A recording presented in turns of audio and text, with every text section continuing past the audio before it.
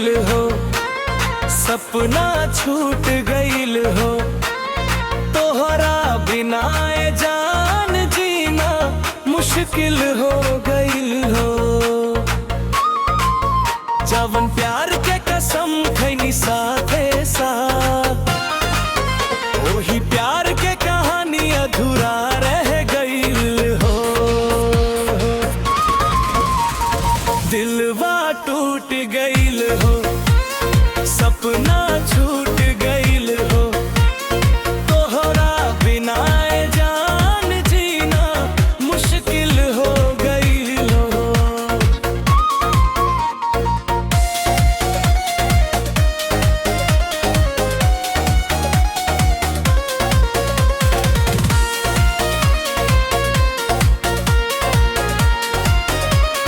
दिलवा टूट गईल हो, सपना छूट गईल हो।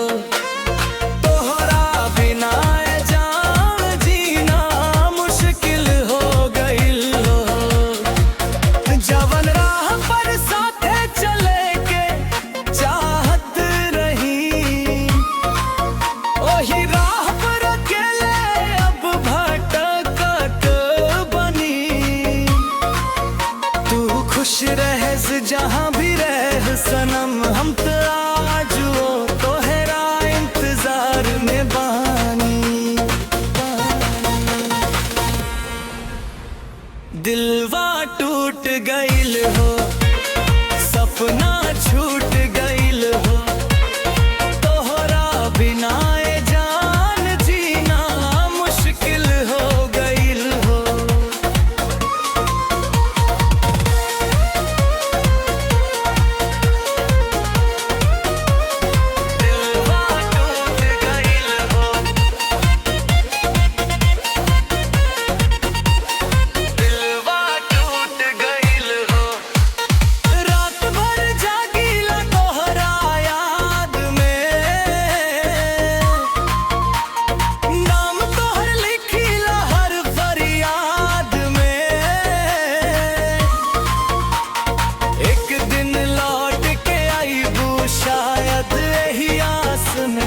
जिंदगी बितावत बानी,